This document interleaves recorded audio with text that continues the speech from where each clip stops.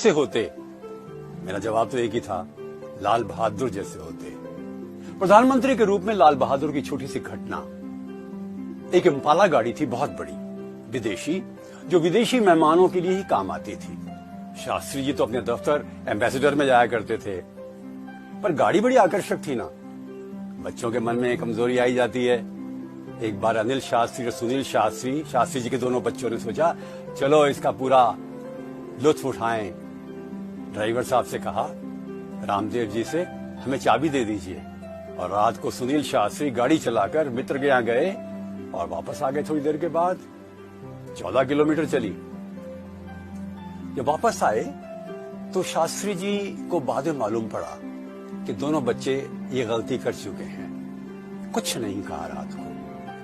सवेरे बुलाया दोनों बच्चों को, अपनी पत्नी को बुलाया, सुनील के कंधे पे हाथ रखा, बेटे अब तुम 16 साल के ही हो, ऐसा गलत काम मत किया करो। ड्राइवर को बुलाया, रामदेव जी को, कितने किलोमीटर चली? उसने कहा 14। लॉग बुक लाओ, लिखो इसमें व्यक्तिगत कार्य के लिए प्रयोग हुई। और लिखो सुनील शास्त्री। अपनी पत्नी से कहा, सहाय साहब जो सेक्रेटरी हैं उनको बुलाकर इसका भुगतान कर देना। ये थी ईमानदारी। गाड़ी एक भी नहीं। प्रधानमंत्री के रूप में फिर बच्चों ने कहा, एक गाड़ी तो होनी चाहिए ना, चलो एक फिएट गाड़ी ले लेते हैं। पर पैसा तो है नहीं। पंजाब नेशनल बैंक से लोन लेने के लिए एप्लीकेशन दी और 10 मिनट के अंदर मैनेजर साहब घर पर आ गए प्रधानमंत्री के, एप्लीकेशन वगैरह पूरी करा के। शास्त्री जी ने कहा, बहुत बहुत धन्यवाद, इतनी जल्दी आप आ गए, कि तो मुझे आपसे नाराजगी है कि हम तो जो काम कह रहे हैं आपने तुरंत कर दिया, और सामान्य जनता को इतनी सुविधा आप नहीं देते। खैर, गाड़ी खरीद ली गई। 1965 की बात है और 1966 में चले गए शास्त्री जी बिना किश्तों को चुकाए। प्रधानमंत्री इंदिरा गांधी ने लिखा, हम ये सारा धन जो बचा हुआ है सरकार से दे देंगे। पता है ललिता शास्त्री ने क्या लिखा? ललिता शास्त्री जी ने लिखा प्रधानमंत्री इंदिरा गांधी को, ये मत करिए, मेरी पति की आत्मा को बहुत दुख होगा, मेरी ग्रेचुटी और पेंशन में से काट लीजिए।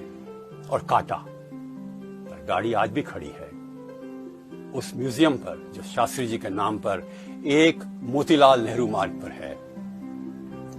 शास्त्री जी एक बार जेल में थे। उनकी पत्नी चुपके से 2 आम उनके लिए ले आई।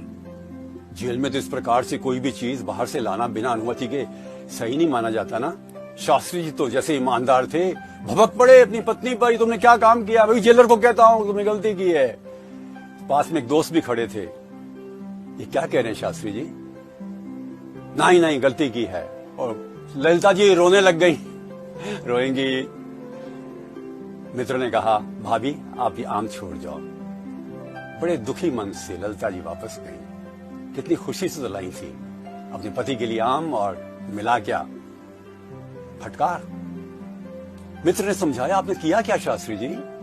किसी की भावनाओं को समझना तो चाहिए और कहने का ढंग भी तो कुछ होना चाहिए। शास्त्री जी ने कहा, मैं क्या करूं? उनका, अच्छा ये आम सबसे ज्यादा किसको अच्छे लगेंगे? एक ऐसा कैदी था जो 10 साल से ज्यादा बेचारा कैद भुगत रहा था, उसको दे दिए शास्त्री जी ने, और उसे ऐसे चखे, इस प्रकार से खाए जैसे कि अमृत हो। शास्त्री जी ने चिट्ठी लिखी अपनी पत्नी को, प्रिय ललिता जी, मैं क्षमा चाहता हूं मेरे व्यवहार के कारण। आपने जो किया, आपको जानकर खुशी होगी कि वो आम उस व्यक्ति ने खाए हैं जिसने 10 साल से आम चखा भी नहीं था। मैं फिर से आपको धन्यवाद भी देता हूं और क्षमा भी मांगता हूं। एक बार शास्त्री जी पैरोल से घर आए पत्नी और बच्चों से मिलने के लिए। देखा पत्नी बहुत कमजोर हो गई हैं। ललिता जी जाते जाते वादा लिया, ललिता जी रोज 1 गिलास दूध पियोगी। ललिता जी कर क्या सकती थी? अतिथि चले गए जेल वापस, धन था ही नहीं। अपनी बेटी से कहा, बाजार से एक ऐसा गिलास लाओ जो सबसे छोटा हो। आप जानते छोटा छोटा गुड़ियों के गिलास होते हैं, इतने से प्यारे से। वो गिलास मंगवाया और उस गिलास में दूध पीने लग गई। पति का वचन भी पूरा हुआ, इच्छा भी पूरी हुई और धन भी इतना सही लगा। क्या ईमानदारी थी शास्त्री जी।